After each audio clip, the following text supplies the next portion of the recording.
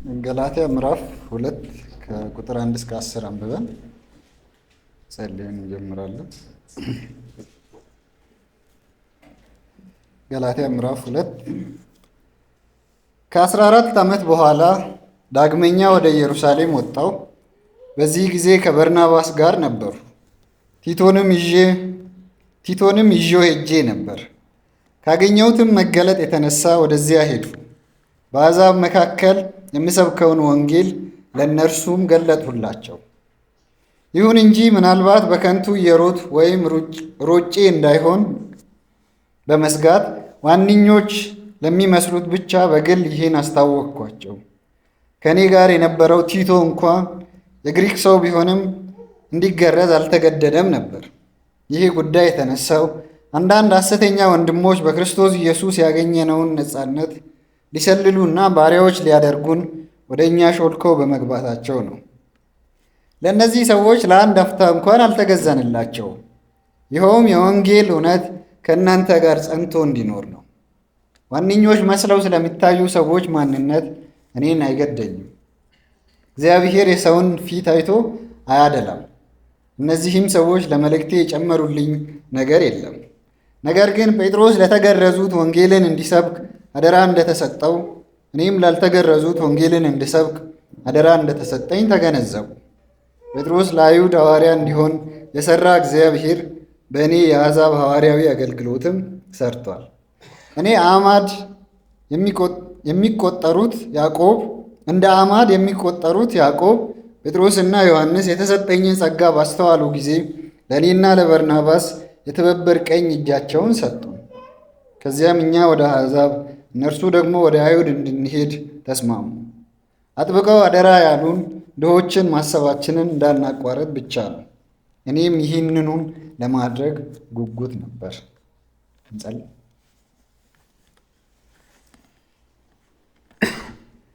እግዚአብሔር አባታችን አምላካችን ሆይ በኢየሱስ ክርስቶስ ስም በዚህ በሰንበት ቀን አንተን ማምለክ አንተን መቀደስ እንድንችል እድልን ስለሰጠን እናመሰግናለን። እግዚአብሔር ሆይ አሁን ደግሞ ቃልህን እንድታስተምረን በዚህ ቃል እንድትገስጸን እንድትመክረን መንገድህን እንድታሳየን እንጸልያለን። በኢየሱስ ክርስቶስ ስም አሜን።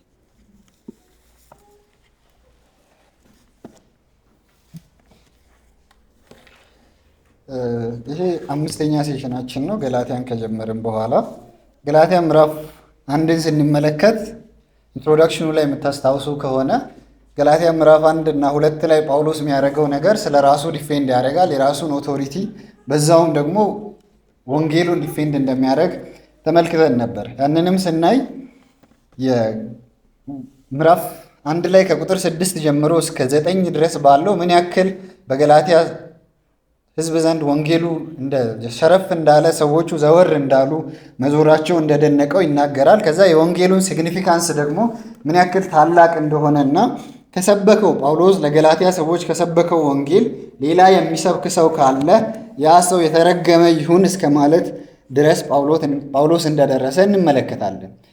የሰበከ ሰው ከሚለው ባሻገር መላእክትም ቢሆን እኛም ብንሆን ማንኛውም ሰው ቢሆን ብሎ ነው ጳውሎስ የሚናገረው። ከዛ በኋላ ቁጥር 10 ላይ ጎሽ ለመባል የሚሻው በሰው ዘንድ ወይስ በእግዚአብሔር ዘንድ ብሎ ይጠይቃል። ሪቶሪክ ጥያቄ እንደሆነም ተመልክተን ነበር። በዛው መልሱ ጎሽ መባል ካስፈለገ ኦልቲሜትሊ በእግዚአብሔር ዘንድ ነው ጎሽ መባል ያለብን እንጂ በሰው ዘንድ አይደለም። ከዛ በሰው ዘንድ ደግሞ ጎሽ መባልን ፕሪፈር የምናደርግ ሰዎች ከሆንን የክርስቶስ አገልጋይ አይደለንም ብሎ ጳውሎስ ይደመድማል። ከዛም በኋላ ከቁጥር 11 እስከ 24 ድረስ እስከ መጨረሻው ድረስ ባሉት እንዴት እግዚአብሔር ጳውሎስን እንደጠራውና ለሐዋርያዊ አገልግሎቱ እንዴት እንደሾመ ይናገራል። ያንን እንደ ቴሲስ ስቴትመንት ቁጥር 12 ላይ ያለውን እንወስዳለን። 11 እና 12ን ወንድሞቹ የሰበኩላችሁ ወንጌል ሰው ሰራሽ አለመሆኑን እንድታውቁ እፈልጋለሁ። ከማንም ሰው አልተቀበልሁትም፣ ከማንም አልተማርሁትም፣ ይልቁንስ በመገለጥ ከኢየሱስ ክርስቶስ ተቀበልሁት ይላል። ስለዚህ ጳውሎስ የሚሰብከው ወንጌል በገላትያ ያስተማረው ወንጌል እኔ ከሰው የተማርኩት አይደለም፣ በመገለጥ ከኢየሱስ ክርስቶስ ነው የተቀበልኩት ብሎ ያንን ዲፌንድ እያደረገ ነው። ያንንም የሚያደርግበት ከቁጥር 13 እስከ 24 ድረስ ባለው አንደኛ ቀድሞ ጳውሎስ ከድነት በፊት ማለትም ከደማስቆ በፊት ከኮንቨርዥኑ በፊት ምን አይነት ህይወት እንደነበረው ያነሳል። እሱም ቀናተኛ እንደነበር፣ የቤተ ክርስቲያን አሳዳጅ እንደነበር ያነሳል። ከዛ በኋላ በደማስቆ መንገድ ላይ ምን እንዳጋጠመው ያነሳል። ያንን ደግሞ ጳውሎስ ዲፋይን የሚያደርግበት መንገድ ምንድን ነው? እግዚአብሔር በደማስቆ በእሱ ህይወት ምንድን ነው ያደረገው? በአጠቃላይ እግዚአብሔር በህይወቱ ምንድን ነው ያደረገው የሚለውን እሱ ኢንተርፕሬት የሚያደርግበትን መንገድ ይናገራል። እሱም ጀስት አሁን ላይ ቆሞ ይሄን መጽሐፍ በሚጽፍበት ጊዜ ላይ ቆሞ ጳውሎስ ሲመለከት ከእናቴ ማፀን ጀምሮ የለየኝ በጸጋው የጠራኝ እግዚአብሔር በአሕዛብ መካከል ስለ እርሱ እንድሰብክ ልጁን በእኔ ሊገልጥ በወደደ ጊዜ ከማንም ሥጋ ለባሽ ጋር አልተማከርኩም እያለ ይቀጥላል። ስለዚህ ጳውሎስ እዚህ ጋር በኮንቨርዥኑ ጊዜ እግዚአብሔር በሕይወቱ ላይ ስላደረገው ጸጋ ይናገራል። ከዛም በኋላ ከአይሁድ ክርስቲያኖች ጋር ያለውን ግንኙነት ደግሞ ያነሳል። መጀመሪያ ከኮንቨርዥኑ በፊት ያለውን ሕይወት፣ ከዛ እግዚአብሔር እንዴት እንደለወጠው፣ ከዛ በኋላ ደግሞ ከአይሁድ ክርስቲያኖች ጋር ያለውን ግንኙነት ያነሳል። በዛም አንደኛ ከጴጥሮስ 3 ዓመት በአረብ ከቆየ በኋላ ተመልሶ ደማስቆ ከዛ በኋላ ወደ ኢየሩሳሌም ሲሄድ ከጴጥሮስና ከያዕቆብ ውጭ ሌሎች ሐዋርያትን አላገኘም። ከዛ በኢየሩሳሌም ላይ ያለችው ቤተ ክርስቲያንም ብዙም አታውቀውም ጳውሎስን፣ እንዲሁ በቴስቲሞኒ ካልሆነ በምስክርነት ካልሆነ በስተቀር እንደማታውቅ ያነሳል። ከዛ በኋላ ወደ ጠርሴስ ወደ ሲሪያ እንደተመለሰ ይናገራል። ስለዚህ ምዕራፍ 2ን ስንጀምር በዚህ ውስጥ ጳውሎስ እያደረገ ያለው ዲፌንድ እያደረገ ነው ኦቶሪቲውን። አንድ እኔ የተቀበልኩት ወንጌል ከኢየሩሳሌም አገልጋዮችም አይደለም፣ እኔ የተቀበልኩት ወንጌል ከኢየሩሳሌም ቤተክርስቲያንም አይደለም፣ ከማንም ሰው አይደለም፣ ከክርስቶስ ኢየሱስ ነው የተቀበልኩት። ይህ ወንጌል ምንድን ነው ሲባል በጸጋ በክርስቶስ ኢየሱስ በማመን ብቻ መጽደቅ እንደሚቻል፣ ለድነት ግዝረት እንደማያስፈልግ ይናገራል ጳውሎስ ብለን ሳመሪው ላይ ኢንትሮዳክሽኑ ላይ ተመልክተን ነበር። ስለዚህ ይህንኑ ወንጌል እኔ ከማንም ሰው አልተማርኩም። እኔ ከማንም ሰው ሲባል ኢንክሉዲንግ ጴጥሮስ፣ ሐዋርያት፣ ከኢየሩሳሌም ቤተክርስቲያን፣ የኢየሩሳሌም ቤተክርስቲያን መሪ ያዕቆብ ነው ሐዋርያት ሥራ 15ን ተመልክተን ከሆነ። ስለዚህ ከያዕቆብም አልተማርኩም፣ ከዮሐንስም አልተማርኩም፣ ከማንም አልተማርኩም፣ ከኢየሱስ ክርስቶስ ነው የተማርኩት ይላል። ስለዚህ ከአሁን በኋላ ምዕራፍ 2 ላይም ተመሳሳይ ጳውሎስ የራሱን ወንጌል ዲፌንድ ያደርጋል። ምዕራፍ 2 ላይ ከ1 እስከ 10 ባለው ቁጥር ዲፌንድ የሚያደርግበት፣ ከዛ ከ11 እስከ 24 ድረስ ዲፌንድ የሚያደርግበት መንገድ አለው። አንደኛው ከ1 እስከ 10 ድረስ ባለው በኢየሩሳሌም ሐዋርያት ዘንድ፣ በኢየሩሳሌም ሐዋርያት ሲባል በበጎ ሐዋርያት ዘንድ የጳውሎስ ስልጣን ተቀባይነት እንደነበረው ያሳያል። ያንን ይናገራል። ያንንም ስንመለከት አንድ ወንጌሉን ለሐዋርያቱ ኤክስፕሌን አድርጓል። ቁጥር 1 እስከ 2 ባለው ከዛ በኋላ እነሱም የቲቶን መገረዝን ዲማንድ አላደረጉም። ያም ማለት መገረዝ በእነሱም አትኮር ቫሊዩ ለድነት መገረዝ ኔሰሰሪ ነው የሚለውን እነሱም እንደማያምኑ ይናገራል። ከዛ 6 እስከ 9 ባለው ለወንጌል ለምሰብከው ወንጌል እነሱ ፒላርስ የተባሉት ኦር ዋነኞች የተባሉት ምንም አድ የጨመሩት ነገር የለም ይላል። ከ6 እስከ 9 መጨረሻ ላይም ቁጥር 10 ላይ ድሆችን ማገዝ እንዳለበት ሪኩዌስት እንዳደረጉ ይናገራል ጳውሎስ። በዚህ ውስጥ ምንድን ነው ያብራራ ያለው? ጳውሎስ ራሱ የሚሰብከው ወንጌል በኢየሩሳሌም ሐዋርያት ሲል የበጉን ሐዋርያት 12ቱም ማለቴ ነው፣ በኢየሩሳሌም ቤተክርስቲያን እና በሐዋርያቱ ዘንድ ተቀባይነት ያለው ወንጌል እንደሆነ ነው ዲፌንድ እያደረገ ያለው። ከዛም በኋላ በሚመጡ ቁጥሮች ከጴጥሮስ ጋር ጴጥሮስን ሲገጽጽ የነበረውን እናያለን። በዛም የራሱን ኦቶሪቲ ኢቨን ጴጥሮስን ለመገጸጽም ኦቶሪቲ እንደነበረው ኤክስፕሌን እያደረገ ይመጣል። ዛሬ 1 እስከ 10 ብናይ ደስ ይለኝ ነበር፣ ግን ሰዓት ለመቆጠብ 1 እስከ 5 ብቻ አይተን እናቆማለን። ከ1 እስከ 5 የሚናገረው ሁለት መንገዶች ሰማራይዝ ማድረግ እንችላለን። በአንድ በኩል የጳውሎስ ወደ ኢየሩሳሌም የሄደበት ትራቭል አድርጓል። ያንን ሲገልጽ ከ14 ዓመት በኋላ ዳግመኛ ወደ ኢየሩሳሌም ሄድኩ ይላል። ስለዚህ በአጠቃላይ ይሄን 1 እስከ 5ን ሰማራይዝ እናድርግ ከተባለ 1 እስከ 10ን ሰማራይዝ አድርገን ሜይን ፖይንቱ ምንድን ነው ሲባል ቲቶን የኢየሩሳሌም መሪዎች እንዲገረዝ ዲማንድ አላደረጉም። ስለዚህ ግዝረት ለድነት አስፈላጊ እንደሆነ እነሱም አያስተምሩም። ሁለተኛ ደግሞ ለወንጌል የጨመሩት ለምሰብከው ወንጌል የጨመሩት አዲስ ነገር ምንም የለም። በመጨረሻ ይህንን የምሰብከውን ወንጌል አፕሩቭ ማድረግ ብቻ ሳይሆን እኔና በርናባስን ለሚሽን አገልግሎት ቀኝ እጃቸውን ሰጥተውን በክብር ሸኝተዋል። ወንጌላችንን አፕሩቭ አድርገዋል። ከዛ ኢቭን ለሚሽን ልከውልናል ነው ይላሉ። በርናባስንና ጳውሎስን ሐዋርያት ሥራ ላይ እንደተላኩም እናያለን። መጀመሪያ ላይ ጠርሴስ ነበሩ፣ ሲሪያ ነበሩ፣ ምዕራፍ 1 ላይ ብለናል። ከዛ በኋላ ገላትያ ቤተ ክርስቲያናት ናቸው ያላልናቸው ምዕራፍ 13 እና 14 ላይ ለዘረዘርናቸው ቤተ ክርስቲያናት ከኢየሩሳሌም ነው የተላከው ጳውሎስ። ያንን ስንመለከት ወንጌሉን አፕሩቭ ማድረግ ብቻ ሳይሆን ለሚሽን አገልግሎትም ልከዋል ነው። ስለዚህ ጳውሎስን አስፐርሰንም ተቀብለውታል፣ የእሱም ወንጌልንም ተቀብለውታል።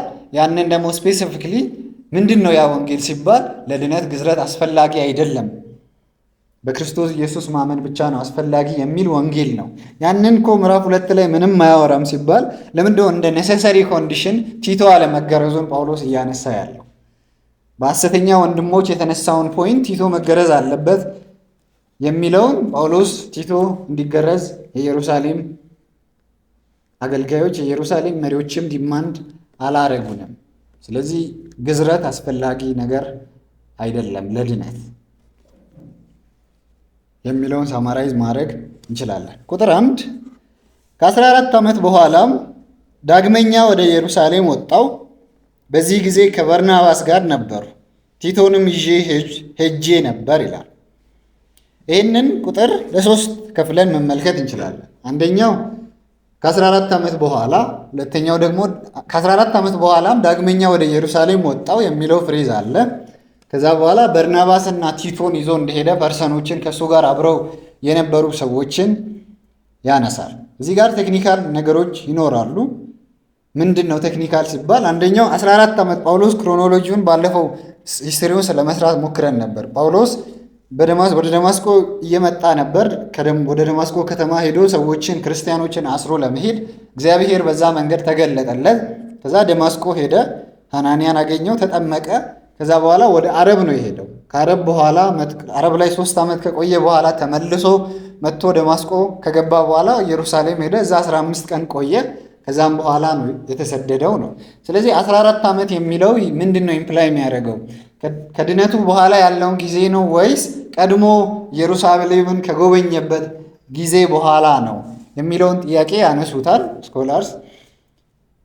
አይ ቲንክ አርሲ የሚለው ነገር ደስ ይላል። ይሄንን ሌትስ ሊቭ ዛት ዲስፒዩት ፎር ስኮላርስ ብሎ እሱም ያልፋል እና ፖይንቱ ምንም አይስትም። 14 ዓመት በኋላ ከድነቱ በኋላ ነው ብንልም አይ ቀድሞ ከሄደበት ጊዜ በኋላ ነው። ቀድሞ ለ15 ቀን በኢየሩሳሌም ቆይቷል። ከዛ ጊዜ በኋላ የሄደበትን ታይም ነው 14 ዓመት ኢምፕላይ የሚያደርገው የሚለውን ዲቤት ያደርጉታል። እኔ ዳግመኛ ወደ ኢየሩሳሌም ወጣው የሚለውን ዳግመኛ የምትለዋን ቃል ኢምፕላይ ኮንሰርን ካደረግን ይሄ ብዙ ጊዜ የሚመላለስበት አካባቢ አይደለም። አንዴ ሄዷል፣ ከዛ በኋላ ዳግመኛ ነው የሄድኩት ይላል። ያንን ቃሉ ላይ ኢንፈሲስ ከሰጠን ቀድሞ የሄደበት 15 ቀን ከቆየበት ጊዜ በኋላ ጳውሎስ ከ14 ዓመት በኋላ ነው ተመልሶ የሄደው ወደ ኢየሩሳሌም ማለት እንችላለን። እንደዛ የሚሉም ሰዎች አሉ። አይ እንደዛ ማለት አንችልም ብሎ ዲቤት የሚያደርጉ ሰዎች አሉ። ያ ግን ፖይንቱን አይስትም። ጳውሎስ 14 ዓመት በኋላ ነው ወደ ኢየሩሳሌም የሄደው። ከድነቱም በኋላ ከሆነ እሺ፣ ቀድሞ ከሄደበት ጊዜም በኋላ ከሆነ እሺ። ግን ለ14 ዓመታት አትሊስት ከኢየሩሳሌም ሰዎች ጋር ጳውሎስ ግንኙነት አልነበረውም። የተቀበለውን ወንጌል በእነሱ ስር ትሬን ተደርጎ አይደለም። ያንን ሁሉ ሚሽን የመጀመሪያውን አትሊስት ሚሽን ፓዙን ሲሰብክ ሲያስተምር ያንን ሁላ ጊዜ 14 ዓመት ያ ጊዜ ካልን ከኢየሩሳሌም መሪዎች ጋር ከኢየሩሳሌም ሐዋርያት ጋር ምንም ግንኙነት እንዳልነበረው ይናገራል። በዚህ ጊዜ ከባርናባስ ጋር ነበርሁ፣ ቲቶንም ይዤ ሄጄ ነበር ይላል ጳውሎስ። ሐዋርያት ሥራ ላይ በተለይ መጀመሪያው ምዕራፎች ላይ 2 ጊዜ አትሊስት ይሄዳል። መጀመሪያ ላይ ምዕራፍ 9 ላይ ወደ ኢየሩሳሌም ሄዷል። ከዛ በኋላ ምዕራፍ 11 ላይ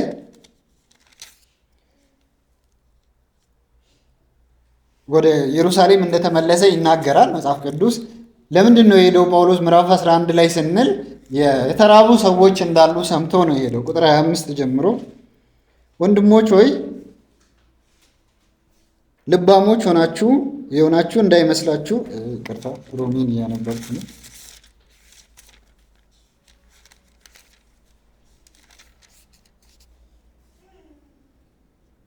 ከዚያ በኋላ በርናባስ ሳውልን ለመፈለግ ወደ ጠርሴስ ሄደ። ባገኘውም ጊዜ ወደ አንጾቂያ መጣው። ሁለቱም እዚያው ካለችው ቤተክርስቲያን ጋር በመሆን 1 ዓመት ሙሉ እጅግ ብዙ ሕዝብ አስተማሩ። ደቀ መዛሙርቱም ለመጀመሪያ ጊዜ በአንጾቂያ ክርስቲያን ተብለው ተጠሩ። በዚህ ጊዜ አንዳንድ ነቢያት ከኢየሩሳሌም ወደ አንጾቂያ ወረዱ። ከእነርሱም እንደ አንዱ አጋቦዝ የተባለ ተነስቶ በዓለም ሁሉ ታላቅ ራብ እንደሚሆን መንፈስ ቅዱስ አስመልክቶ ተናገረ። ይህም በቀላውዲዮስ ቄሳር ዘመን ተፈጸመ። ደቀ መዛሙርቱም እያንዳንዳቸው አቅማቸው በፈቀደ መጠን አዋጥተው በይሁዳ የሚኖሩትን ወንድሞች ለመርዳት ወሰኑ። እርዳታውንም በበርናባስና በሳውል እጅ ለሽማግሌዎቹ በመላክ ይህንኑ አደረጉ ይላል። ስለዚህ ጳውሎስ በዚህ ጊዜ ኢየሩሳሌምን እንደጎበኘ ይናገራል። ከዚያም በኋላ ሐዋርያት ሥራ 15 ላይ የኢየሩሳሌም ጉባኤ የምንለው ላይ ጳውሎስና በርናባስ እንዲሄዱ እናያለን። ስለዚህ የኢየሩሳሌም ጉብኝቶችን የመጀመሪያዎችን በተለይ የመጀመሪያው ፈርስት ሚሽን የመጀመሪያው የጳውሎስ የሚሽን አገልግሎት አካባቢ ላይ ያሉት ሐዋርያት ሥራ ምዕራፍ 11 እና 15 ነው። ስለዚህ የትኛውን ነው ጳውሎስ እየተናገረ ያለው ብለንም ማሰብ እንችላለን። በዚህ ጊዜ ከበርናባስ ጋር ነበር ይላል ጳውሎስ። ምዕራፍ 11 ላይ ባለው ከበርናባስ ጋር ነበር፣ ምዕራፍ 15 ላይ ባለው ከበርናባስ ጋር ነበር። ይህንን በኋላ እንመልሳለን። ስለዚህ 2 ነገሮችን አይተናል። 14 ዓመቱን ያንን ትተነዋል። ከዛ ጳውሎስ ወደ ኢየሩሳሌም እንደመጣ አይተናል። በርናባስን ይዞ ነው የመጣው። በርናባስ ከእሱ ጋር የአገልግሎት ፓርትነሩ እንደሆነ እናውቃለን። አሁንም ባነበብነው ክፍል ጳውሎስን ከኢየሩሳሌም ቤተክርስቲያን ጋርም ያስተዋወቀውና ጳውሎስን አክሰብት እንዲያደርጉ ያደረገውን በርናባስ ነበር። የበርናባስ ታሪክም በሐዋርያት ሥራ ማንበብ እንችላለን። በኋላ ላይም በማርቆስ ምክንያት ተጣልተው እንደተለያዩ እናውቃለን ይህን ታሪክ። ስለዚህ ሐዋርያት ሥራ ምዕራፍ 4 ምዕራፍ 9 ሌሎችንም ክፍሎችን አንብባችሁ በርናባስና ጳውሎስ ምን አይነት ሚሽን ጉዞ ነበራቸው የሚለውን መመልከት ትችላላችሁ። ጥያቄው ግን በኋላ ላይ ምዕራፍ 3 ላይም ቴዎሎጂካል አርጊውመንት ምክንያት ሆኖ የመጣው ቲቶ ነው። ቲቶም አብሮን ነበር ይላል ጳውሎስ። ስለዚህ ጥያቄ ይፈጠራል እዚህ ጋር ቲቶን ጳውሎስ ይዞ የሄደው ለምንድን ነው? ምክንያቱም ቲቶ አሕዛብ ነው፣ የግሪክ ሰው ነው ይላል። የግሪክ ሰው ማለት ስፔሲፊክ ግሪክ ኤትኒክ ኔሰሰርሊ መሆን የለበትም። በአጠቃላይ ጳውሎስ አሕዛብ እንደሆነ ኢምፕላይ ለማድረግ ብዙ ጊዜ ግሪክ ሰው እንደሆነ ይናገራል። ስለዚህ ለምንድነው ይዞ የሄደው ጳውሎስ ሲባል ያው እዚህ ጋር ኤክስፕሌን የሚያደርገው ነገር የለም። 2 ሊሆን ይችላል። አንደኛው ኢሹ ለማድረግ ግዝረት ያው ኢሹ ሆኖ ኮንሰርን እንደሆኑ ከሐዋርያት ሥራ ምዕራፍ 15 መረዳት እንችላለን። ያልተገረዘ ሰው ነው፣ ወደ ኢየሩሳሌም ይዞ ይሄዳል ጳውሎስ። ስለዚህ ያ ኢሹ ተነስቶ ዲስከስ እንዲያደርጉ ስለፈለገ ነው ይላል። ኖ ጳውሎስ እንደዛ አስቦ አይደለም። እንደ ፓርትነር እንደ የአገልግሎት አጋሩ ነው ቲቶ እንደዛ ይዞት ሄዶ ሐሰተኛ ወንድሞች ግን ቲቶ መገረዝ አለበት ብሎ ዲማንድ ስላደረጉ ነው ኢሹ የሆነው። ጳውሎስ ይሄን ኢሹ ክርክሩን ኮንትሮቨርሲውን ለማነሳሳት ስለፈለገ አይደለም የሚሉም አሉ። ኤይዘር ወይ ግን ኢሹ ሆኗል ቲቶ። ምንድነው ኢሹ የሆነው? ቲቶ አለመገረዙ በኢየሩሳሌም ቤተክርስቲያን ኢሹ ሆኗል። ጳውሎስ የሄደበት ምክንያት ምንድነው ወደ ኢየሩሳሌም ታዲያ ሲባል ምዕራፍ 2 ጋር እንመጣለን። ጳውሎስ መጀመሪያ ላይ ጴጥሮስን ለማግኘት ነው የሄድኩት ይላል። ሁለተኛ ደግሞ አሁን ሲሄድ ምዕራፍ 2 ላይ ካገኘሁት መገለጥ የተነሳ ይላል።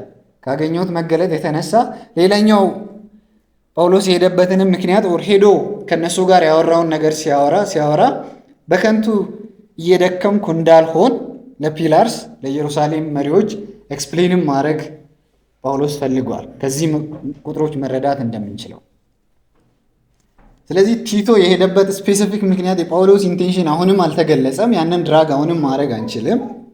ነገር ግን ኤይዘር ወይ ቲቶ ሄዷል ከሱ ጋር፣ በርናባስ አብረውት ነበሩ ወደ ኢየሩሳሌም ከ14 ዓመት በሚጓዝበት ጊዜ። ቁጥር 2 ካገኘሁት መገለጥ የተነሳ ወደዚያ ሄዱ፣ በአሕዛብ መካከል የምሰብከውን ወንጌል ለእነርሱም ገለጡላቸው። ስለዚህ ጳውሎስ ወደ ኢየሩሳሌም እንዲሄድ ምክንያት የሆነው ጳውሎስ ያገኘው መገለጥ ነው። ከዛ በኋላ ሄዶ ያደረገው ነገር ምንድን ነው ሲባል በአሕዛብ መካከል የሚሰብከውን ወንጌል ለእነርሱ ገለጡላቸው ይላል። እነርሱ የተባሉት ማን ናቸው? አንደኛው በምዕራፍ 2 ላይ እነርሱ የተባሉት ሰዎች ማን ናቸው? ከዛ ቀጥለን ቁጥሩን እንጨርስ። ይሁን እንጂ ምናልባት በከንቱ እየሮጥኩ ወይም ሮጬ እንዳይሆን በመስጋት ዋነኛ ለሚመስሉት ብቻ በግል ይህን አስታወቅኳቸው ይላል። ዋነኛ የሚመስሉት ማን ናቸው ሲባል ከታች ደግሞ ይናገራል። ዮሐንስ፣ ያዕቆብ፣ ጴጥሮስ እንደሆኑ ያንን ኤክስፕሌን ያደርጋል። ዋነኛ የመሰሉት ብሎ ጳውሎስ ኤክስፕሌን እያደረገ ያለው። ስለዚህ ሐዋርያቱ ብለን መደምደም እንችላለን፣ ሰመራይዝ ማድረግ እንችላለን፣ የኢየሩሳሌም ቤተክርስቲያን መሪዎች። ስለዚህ አንደኛ ወደ ኢየሩሳሌም እንዲሄድ ምክንያት የሆነለት ለጳውሎስ ካገኘሁት መገለጥ የተነሳ ነው ወደዛ የሄድኩት ይላል። ከዛ ያደረገው ነገር በአሕዛብ መካከል የሚሰብከውን ወንጌል ለእነርሱ ለተባሉት ኤክስፕሌን አድርጓል። ከዛ በኋላ ምናልባት በከንቱ እየሮጥኩ ወይም ሮጬ እንዳይሆን በመስጋት ዋነኛ ለሚመስሉት ብቻ በግል ይህን አስታወቅኩ ይላል ጳውሎስ። እነርሱ የሚለውን ኤክስፕሌን ለማድረግ ለእነርሱም ጳውሎስ ገለጡላቸው የሚለው እነርሱ ማን ናቸው የሚለውን ጥያቄ ካነሳን ሁለት ኦፕሽን አለ። አንደኛው በኢየሩሳሌም ያሉ ሙሉ ክርስቲያኖች ናቸው፣ ለእነሱ ነው ኤክስፕሌን ጳውሎስ ያደረገው ነው። ሌላው ደግሞ እነርሱ የተባሉት ፐርቲኩላርሊ የኢየሩሳሌም ፒላርስ ናቸው። አይ ቲንክ ያንን ይዘን መቀጠል ይሻላል ብዬ አስባለሁ። ጳውሎስ ይህንን ወንጌል ለፒላርስ ኤክስፕሌን አድርጌያለሁ ይላል።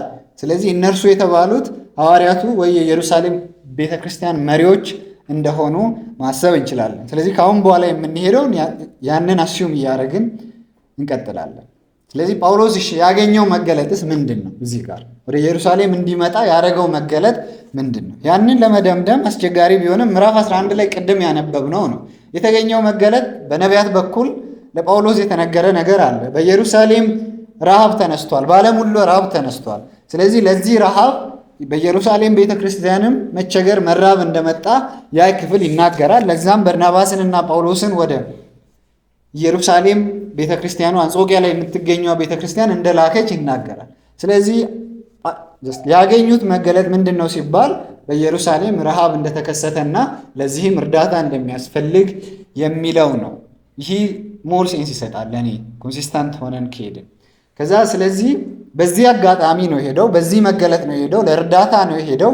በዛው በሄደበት ጊዜ ግን በአሕዛብ መካከል የሚሰብከውን ወንጌል ለፒላርስ ለዋነኛ ለሆኑት ሰዎች ገለጠላቸው። ይህንን ለመግለጥ ግን ምን አነሳሳው ሲባል ጳውሎስ የሚናገረው ነገር አለ። ምናልባት በከንቱ እየሮጥኩ ወይም ሮጬ እንዳይሆን በመስጋት ነው ለነዚህ ለፒላርስ ዋነኛ ለሆኑት ሰዎች ኤክስፕሌን ያረኩት ይላል። ስለዚህ እነርሱ ሐዋርያቱ የኢየሩሳሌም መሪዎች፣ ከዛ በኋላ ለነሱ በአሕዛብ መካከል ጳውሎስ የሚሰብከውን ወንጌል ኤክስፕሌን ያደርጋል። እዚህ ጋር ጥያቄ እናንሳ፣ አፕሊኬሽንም ሰርተን እናልፋለን። ጳውሎስ ዳውት አድርጎ ነው ወይ ስለ ወንጌሉ በከንቱ እየሮጥ ወይም ሮጬ እንዳይሆን ብሎ የሚያነሳው? ለምንድነው በከንቱ እየሮጥ ወይም ሮጬ እንዳይሆን በመስጋት ስጋት ለምንድነው የገባበት ጳውሎስ? ለምንድነው ለዋነኞች ኤክስፕሌን ማድረግ ኔሴሰሪ የሆነበት? ይህንን ጥያቄ ለመመለስ ምክንያቱም የጳውሎስን ኔቸር ስንመለከት ምንም ዳውት የለውም። ምዕራፍ 1 ላይ ለወንጌል የክርስቶስ ወንጌል ለሰበከው ወንጌል በሰበከው ወንጌል ላይ ያለው እርግጠኝነት ሌሎቹ ማንም ከዛ ተቃራኒ ወንጌል ቢሰብኩ የተረገመ ይሁን እስከ ማለት ድረስ የሚያደርሰው ኮንፊደንስ ነበረው። ነገር ግን እዚህ ጋር በከንቱ ሮጬ እንዳይሆን ለእነሱ ኤክስፕሌን ማድረግ አስፈለገኝ ይላል። ይሄንን ሲመልስ አንድ ሰው የወንጌሉን ዳውት አድርጎ ሳይሆን ፕራግማቲክ ለሆነ ሪዝን ነው ይላል። ከነሱ ለምሳሌ እነሱ አፕሩቭ ባያደርጉ የጳውሎስ ወንጌል ስህተት ነው እነሱ ቢሉ የሚፈጥረው ኮንሲኩዌንስ አለ።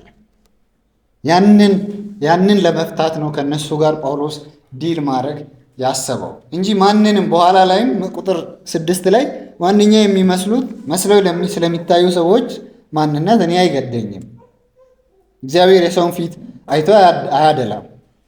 ስለዚህ የጳውሎስ ኮንቪክሽን እነሱን አሲፍ ሶርስ ኦፍ ትሩዝ አይደለም የሚመለከተው።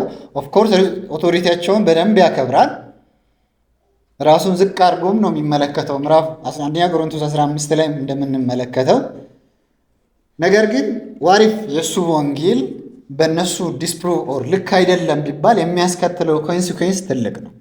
አንድ ሁለተኛው ደግሞ ሐዋርያት ሥራ ምዕራፍ 15 ላይ እንደምናየው ከኢየሩሳሌም የመጡ ሰዎች ናቸው እየበጠበጡ የነበሩት በግዝረት ያስፈልጋል ለድነት ብለው የሚናገሩት። ለምሳሌ ምዕራፍ 15 ቁጥር 1 ላይ አንዳንድ ሰዎችም ከይሁዳ ወደ አንጾኪያ ወርደው በሙሴ ሥርዓት መሠረት ካልተገረዙት ልትድኑ አትችሉም በማለት ወንድሞችን ማስተማር ጀመሩ ይላል። እነዚህ ሰዎች ከኢየሩሳሌም ከይሁዳ የሆኑ ሰዎች፣ ከቤተ ክርስቲያን ውጭ የሆኑ ሰዎች አይደሉም። ጥቅሱን በደንብ ስናነብ መረዳት እንደምንችለው እነዚህ ሰዎች ከኢየሩሳሌም ቤተ ክርስቲያን ነው የተነሱ። ከዛ ተነስተው ሄደው ነው ወደ አንጾኪያ፣ በአጠቃላይ ገላትያ አብያተ ክርስቲያናት ላይ ግዝረት ኔሴሰሪ ነው፣ የሙሴን ሕግጋት መጠበቅ አስፈላጊ ነው ብሎ የሚያስተምሩት። እነዚህ ሰዎች ከኢየሩሳሌም ቤተ ክርስቲያን መጥተው ከሆነ ተቀባይነታቸው በአንድ በኩል ከጳውሎስ የተሻለም ሊሆን ይችላል። ምክንያቱም ጳውሎስ የበጉ ሐዋርያት ውስጥ አንዱ አይደለም። ስለዚህ ከሐዋርያት መካከል አንተ አንዱ አይደለህም። ይሄው በጴጥሮስ በያዕቆብና በዮሐንስ ስር የተማሩ ሰዎች መጥተው የሙሴን ሕግ መጠበቅና ግዝረት አስፈላጊ ነው ይላሉ። ስለዚህ አንተ የምታስተምረው ነገር ከኢየሩሳሌም ቤተ ክርስቲያን ጋር የተቃረነ ነው ብለውም ይሞግቱ ይሆናል። ስለዚህ ኢትስ ቤስት ወይ ማለት ነው ከኢየሩሳሌም ቤተ ክርስቲያን ጋር ሴትል ማድረግ ነገሮችን። ስለዚህ በከንቱ እንዳይሆን ብሎ ጳውሎስ የሚሰጋው ነገርስ ምንድን ነው? ወንጌሉ ከንቱ ይሆንብኛል የሚል ስጋት አለውንም? በፍጹም። ጳውሎስ እንደዛ አይነት ዳውት የሌለው ሰው ነው። ምንም ስለ ወንጌሉ ጴጥሮስ ልክ አይደለህም ቢል የሚሰማ ሰው አይደለም ጳውሎስ። ጉድ ቲንግ ኢዝ ጴጥሮስ ልክ አይደለህም አላለውም። ግን እዛ ውስጥ ለምሳሌ ጴጥሮስና ጳውሎስ ባለመግባባት ውስጥ ኮንሲኮንሱ ለምዕመኑ ነው የሚተርፈው። በምዕመኑ መካከል ኮንፊውዥንም ይፈጠራል። ስለዚህ ከሚያመጣው አውትካም ከሚያመጣው ኮንሲኩዌንስ አንጻር ነው ይህን ጳውሎስ የሚለው ተገቢ መልስ ነው ብዬ አስባለሁ። ስለዚህም ነው ከጳውሎስ የሐዋርያቱ የዮሐንስ፣ የጴጥሮስ፣ የዮሐንስ፣ ያዕቆብ አፕሩቫል ቀኝ እጃቸውን መስጠታቸውና ጳውሎስንና በርናባስን ለወንጌል አገልግሎት መላካቸው ትልቅ ሲግኒፊካንስ ያለው።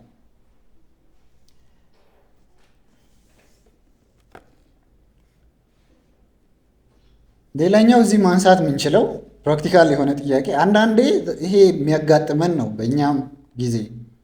ምክንያቱም ለምሳሌ ሪፎርሜሽን ጊዜ ሉተርንም የጠየቁት ጥያቄ አለ።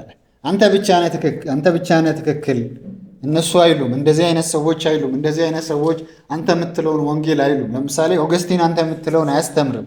የቀድሞ የቤተ ክርስቲያን አባቶች አንተ የምታስተምረውን ወንጌል አያስተምሩም። እንደዚህ አይነት ሙግቶች ቀርበውበታል። ያነባለሁ ሉተርን ሳይት አድርጊ። ጳውሎስ ላይም ከዛ የተለየ አይደለም፣ ከዛ ጠንከር ቢል ነው እንጂ። ስለዚህ ጳውሎስ አንተ የምታስተምረውን የኢየሩሳሌም መሪዎች አያስተምሩ፣ ያንን መባል ሳማው ያማል፣ እውነት ነው፣ ፔንፉል ነው። ግን ወንጌሉ ከሰዎች በላይ ጠንካራም ነው፣ ከሰዎች በላይ እውነት ነው፣ ከሰዎች ባለፈ ነው እውነትነቱ። ስለዚህ የወንጌሉ እውነትነት አይደለም ጥያቄ ውስጥ የሚገባው ሳሙኤል ኤልስ ስላላለው የዛ ሰው እውነትነት ነው አይደል ጥያቄ ውስጥ ሊገባ የሚችለው። ሉተር ኮሜንታሪው ላይ እንደዚህ ይላል፣ the argument which the false apostles advanced impressed people to this day። እነዚህ ፎልስ አፖስትሎች አድቫንስ አድርገዋል ብሎ የሚጠቅሰው አንተ የምታስተምረው ወንጌል ከኢየሩሳሌም ሐዋርያት ወንጌል ጋር ይቃረናል የሚለውን ነው ፎልስ አፖስትሎች አድቮኬት ያደርጋሉ የሚለው ኮት ያደርግና who are you to dissent from the fathers and the entire church and to bring a contradictory doctrine?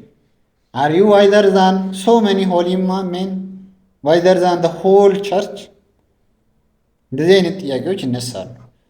ኦብቪየስሊ በጳውሎስ ላይም የተነሳው በሪፎርሜሽን ጊዜም በነ ሉተር ጊዜም የተነሳው ተመሳሳይ ነው። when Satan abated by our own reason advances this argument against us, we lose heart። እንደዚህ አይነት አርጊውመንቶችን ሰይጣን ያቀርብልናል። ያኔ እኛም እንደው የምናደርገው ልባችን ይወርዳል። አንለስ ይላል ሉተር። ከዛ በጣም ከባድ ስቴትመንት ሜክ ያደርጋል። እንደዚህ ብለን ካልመለስን ማለት ጀስት ቀድሞ አባቶች ቤተክርስቲያን ቅዱሳን ወንድሞች ብዙ ሰዎች ጋር የሚጋጭ ዶክትሪንን በአጠቃላይ ቸርች ማለት 16 ክፍለ ዘመን ከነበረችዋ ቸርች የተለየ ወንጌል አንተ ታስተምራለህ፣ የሚቃረን ወንጌል ለዛው ጠቢብ ነህ ከእነሱ አንጻር የሚል ጥያቄ ይነሳል። ስለዚህ እንዲህ ብላችሁ ካልመለሳችሁ ልባችሁ ይወርዳል ይላል ሉተር። I don't care if Cyprian, Ambrose, Augustine, Peter, Paul, John or an angel from heaven teach so and so. I know that I teach the truth of God in Christ Jesus. ማንም እነዚህን ሰዎች ላታውቋቸው ትችላላችሁ፣ ችግር የለውም። ሲፕሪያን፣ አምብሮስ፣ ኦገስቲን፣ ጴጥሮስ፣ ጳውሎስ፣ ሐዋርያቱ፣ ዮሐንስ፣ መላእክት ከሰማይ መጥተው ቢያስተምሩም እኔ ማስተምረው እውነት የእግዚአብሔር እውነት እንደሆነ አውቃለሁ። የእግዚአብሔር እውነት በክርስቶስ ኢየሱስ እንደሆነ አውቃለሁ። እንደዚህ ብላችሁ ካልመለሳችሁ ልባችን ይወርዳል ይላል ጳውሎስ ሉተር። ስለዚህ ይሄ ጥያቄ ሁልጊዜም በታሪክ ውስጥ የሚኖር ነው ማለት ነው። ለምሳሌ ሪፎርምን ነው የሚባል አንድ ትልቅ ሰው ኢትዮጵያ ውስጥ ቢኖር እና ሪፎርም 1689 ባፕቲስት ኮንፌሽንን ነው የምናምነው ብለን እሱ ሲጠየቅ ር ሄሬቲክ ብሎ ቢመልስ ፕራግማቲክ የሆነ ኮንሲኩዌንስ አለ። ትልቅ ሰው ነው፣ ሪፎርምድ ነው፣ እሱን አስዩም አድርጉት። ግን ዛት ዳዝንት ሜክ ኮንፌሽኑን 1689 ኮንፌሽንን ሮንግ አያደርገውም አይደል? ግን ሰውየው ማለቱ በሰው ዘንድ ያለውን ተቀባይነት ኦር ፕሮሞት ተቀባይነት እንዳይኖረው ሊያደርግ ይችላል። ብዙ ኮንሲኩዌንሶችን ሊፈጥርም ይችላል። ሰይጣን ደግሞ እንደዚህ አይነቶችን ይጠቀማል በደንብ ወንጌሉን የያዝነው ወንጌል እውነት ነው የሚለውን ለማጥፋት ማለት ነው። ጀስቲፊኬሽን ባይ ፌዝ አሎን የሚባል ወንጌል ለ16 ክፍለ ዘመን አልነበረም። ታዲያ ከየት አመጣ ነው? እኛ 16ኛው ክፍለ ዘመን ላይ ማርቲን ሉተር የሚሉ ጥያቄዎች ይነሳሉ። ቤተ ክርስቲያን ያንን ሳታስተምር እንዴት ብለን ነው እኛ ደግሞ የምናስተምረው የሚሉ አይነት ጥያቄዎች። ነገር ግን አይ ቲንክ ሉተር ያለውን እኛም መያዝ ይታደገናል። በከንቱ የሮጥን እንዳይመስለን ማለት ነው። ምክንያቱም ይሄ ዳውት ደግሞ አይፈጠርም ብሎ ማሰብም ሞኝነት ነው። አንዳንዴ ተምረን ዳውት ከተፈጠራቸው ከጳውሎስ ከነ ሉተር ተምረን ዛሬ ላይ እግዚአብሔር በዛ ሚንስ ፕሮቴክት አድርጎን ካልሆነ በስተቀር በጣም ብዙ ሰው ወንጌልን ዲናይ ሲያደርግ እኛ ብቻ ወንጌልን ተቀብለን እኛ ብቻ ነን ትክክለኛ ወንጌል ያዝነው እያልን ቢሊየን ሰዎች ወደ ሲኦል እየሄዱ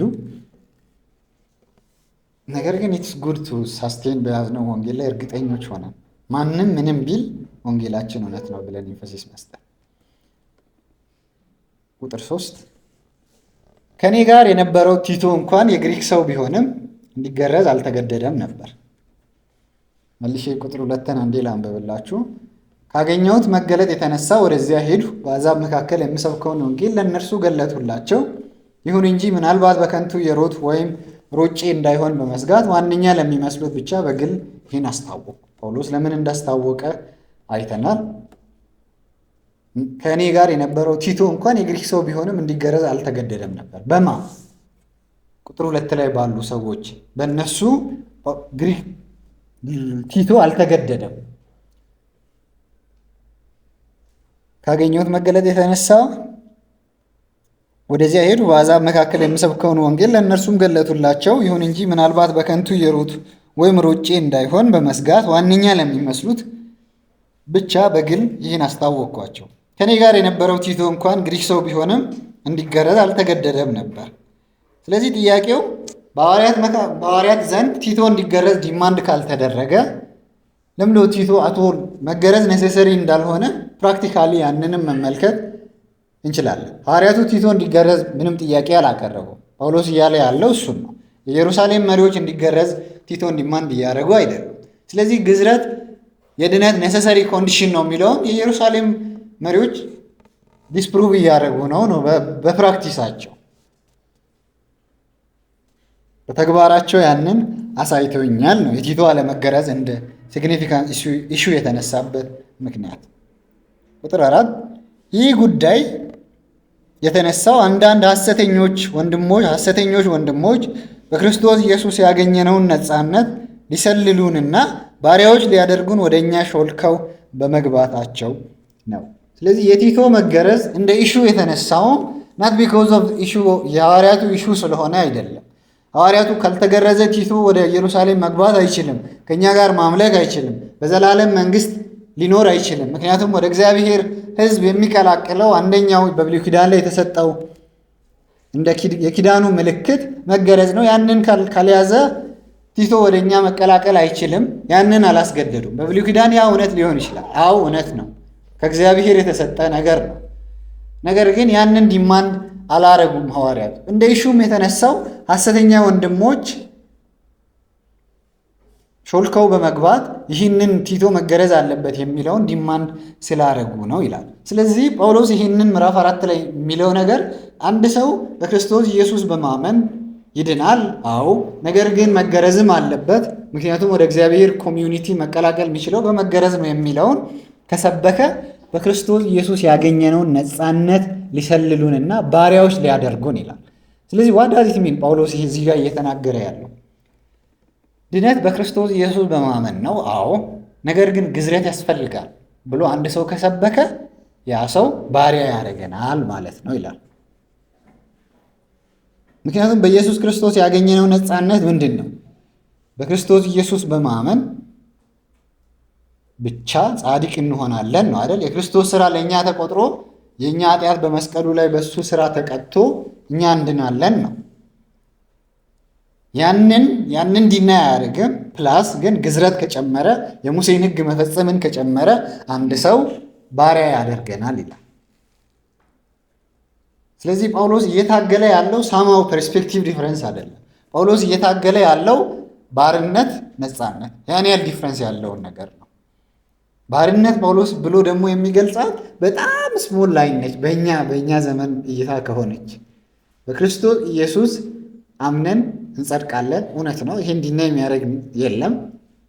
ነገር ግን ይላል ሁሌ በቃ እዛው የሚያቆም አረፍተ ነገር አርጉ ሲባል ማያደርግ ማለት ነው።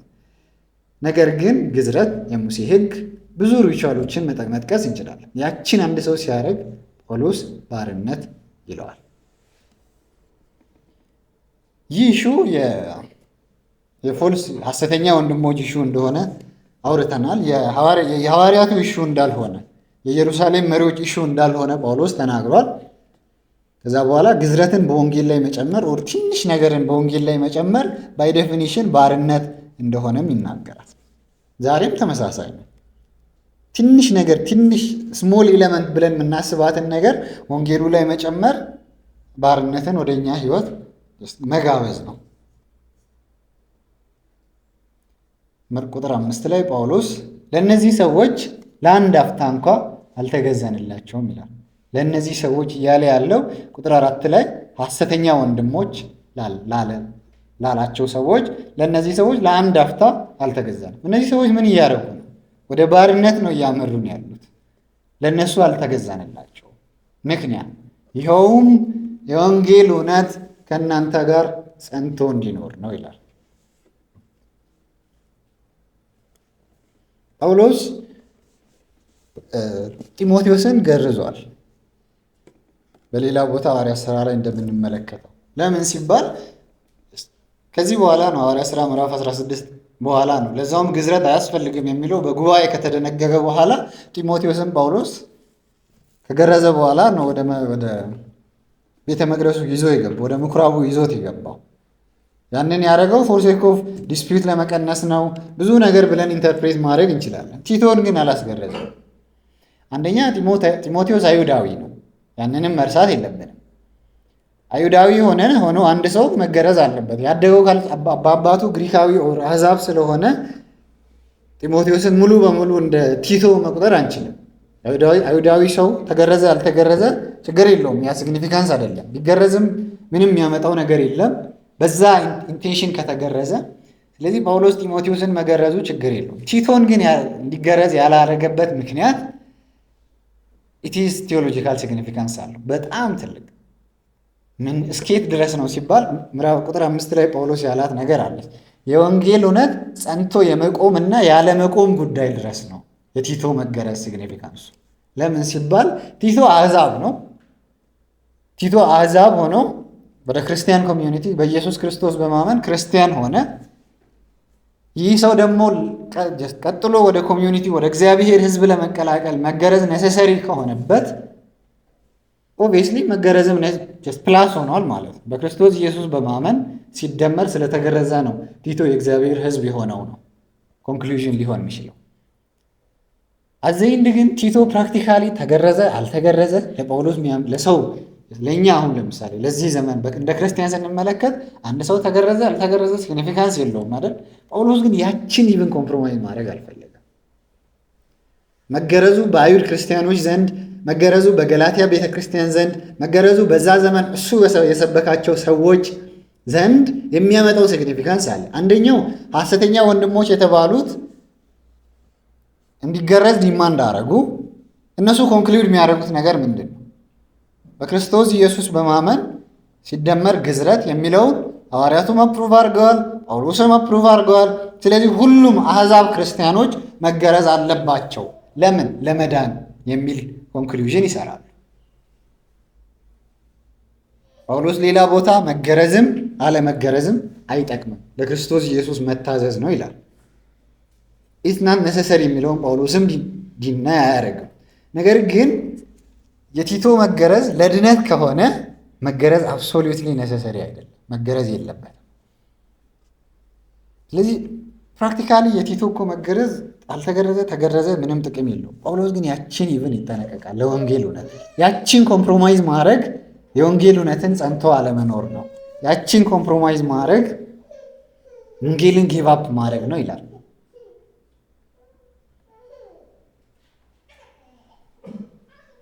ይህ ወንጌል ለጳውሎስ በጣም ትልቅ ነው። ይህ ወንጌል ቀጭን ላይን ችግር የለውም እኮ ይሄ እንደዚህም ቢሆን ችግር የለውም እኮ ምንላት ላይን የለች፣ በጣም ቀጭን ነው።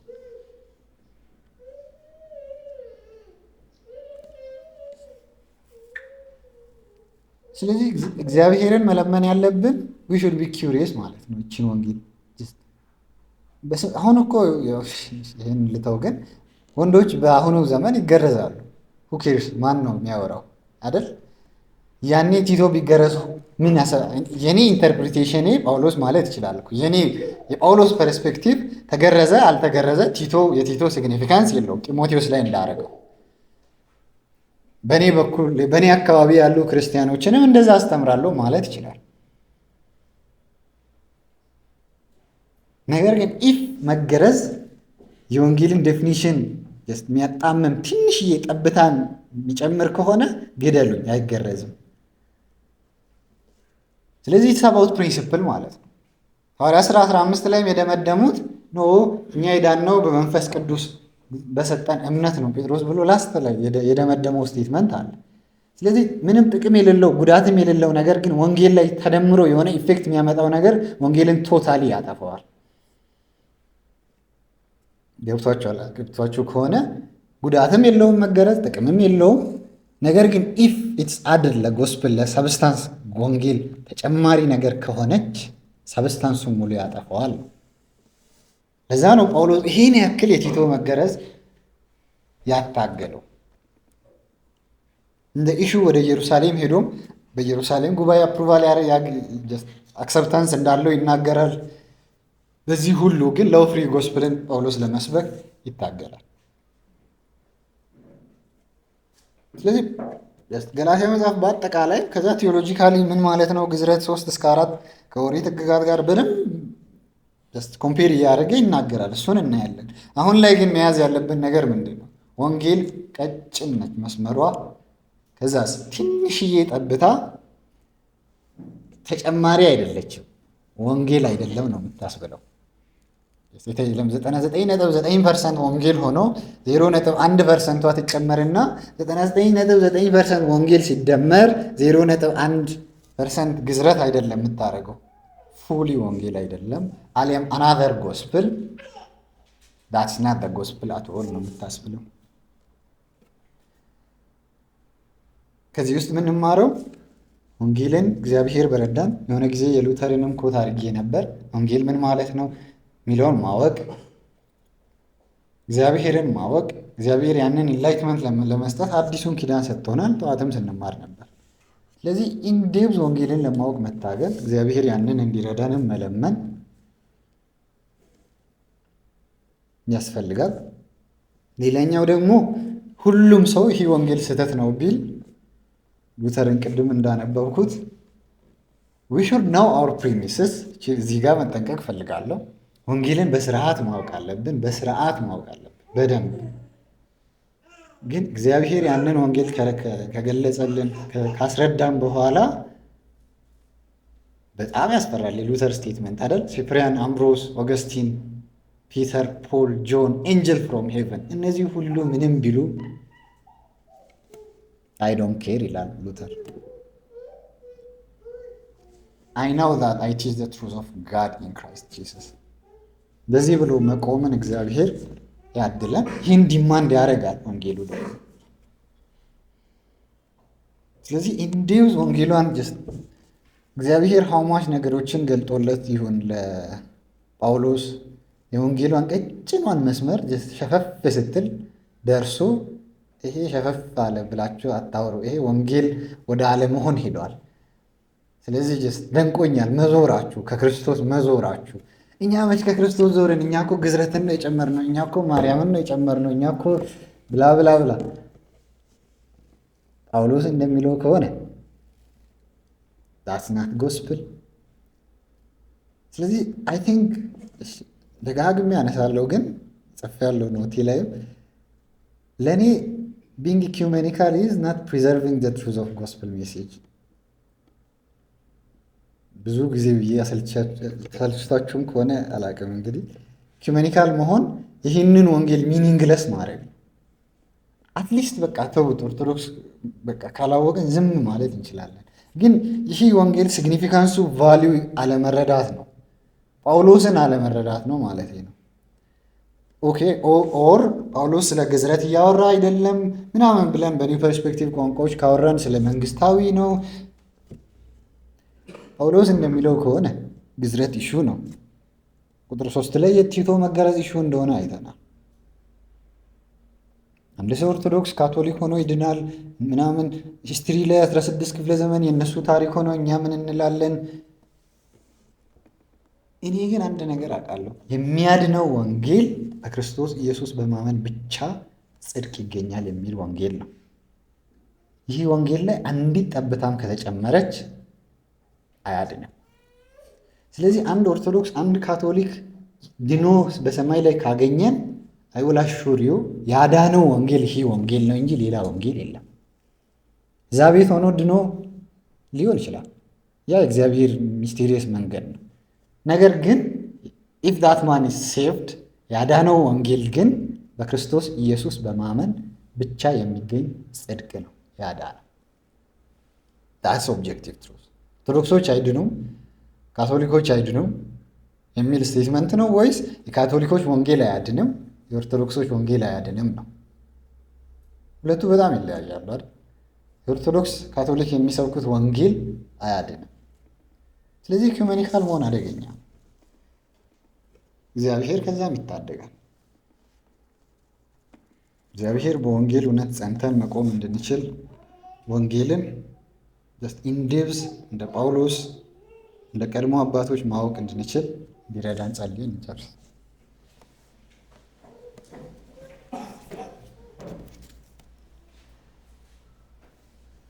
እግዚአብሔር አምላካችን አባታችን ሆይ በኢየሱስ ክርስቶስ ስም ስላስተማርከን እናመሰግናለን። ጌታ ሆይ ወንጌልህን አንተ ካወቅነው በላይ በየጊዜው እንድታስተምረን እንድታሳውቀን እግዚአብሔር ሆይ በዛ ደግሞ ጸንተን መኖር እንድንችል እግዚአብሔር ሆይ ትንሽዬዋንም ጠብታ ጨምረን ሕይወታችንን ወደ ዘላለማዊ ሞት እንዳንከት አንተ እጃችንን ይዘህ አእምሯችንን ይዘህ ሕይወታችንን ይዘህ እግዚአብሔር ሆይ እንድትረዳን እንለምናለን። በኢየሱስ ክርስቶስ ስም እግዚአብሔር ሆይ እኛ ራሳችንን ጠብቀን ራሳችንን መታደግ አንችልም። አንተ እንድትታደገን አንተ እንድትጠብቀን እዚህ መጽሐፍ ላይ ለጳውሎስ የሰጠኸው ቅናት ለጳውሎስ የሰጠኸው እግዚአብሔር ሆይ መቃጠል በእያንዳንዳችን ልብ ለወንጌል ኮንሽየስ እንድንሆንና ወንጌልን እግዚአብሔር ሆይ አጥብቀን መያዝ እንድንችል አንተ እንድትረዳን ጸሎታችንን ለአንተ እናቀርባለን። እግዚአብሔር ሆይ ዓይናችንን እንድታበራ ሁልጊዜ በቤተ መኖርን እንድንችል አንተ እንድትረዳን እንለምናለን። በኢየሱስ ክርስቶስ ስም